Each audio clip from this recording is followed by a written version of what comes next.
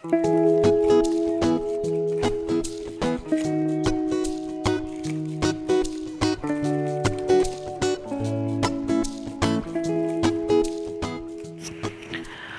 semuanya, selamat pagi, selamat siang, dan selamat malam.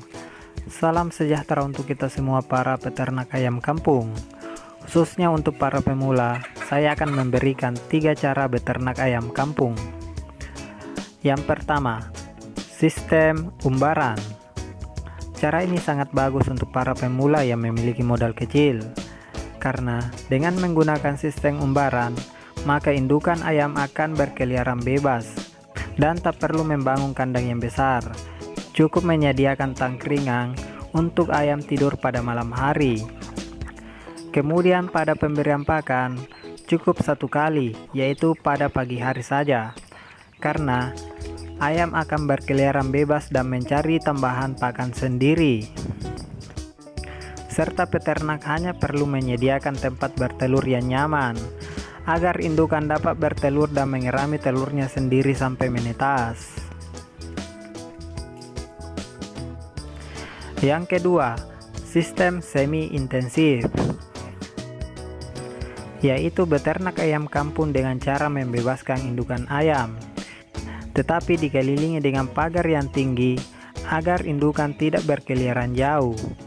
Tentu cara ini harus mengeluarkan modal yang lebih banyak daripada sistem umbaran, karena peternak harus membuat pagar yang tinggi pada halaman rumah.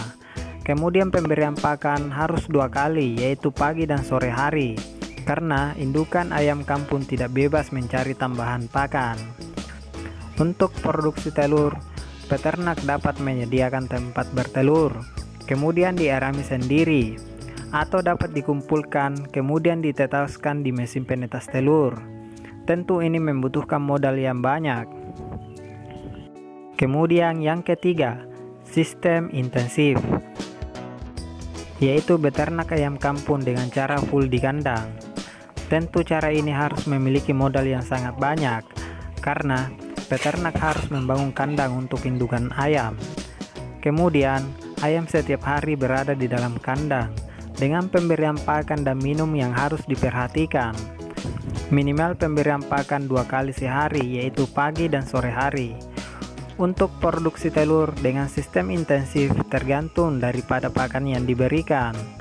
Kalau diberi pakan yang berkualitas, maka indukan ayam dapat bertelur banyak.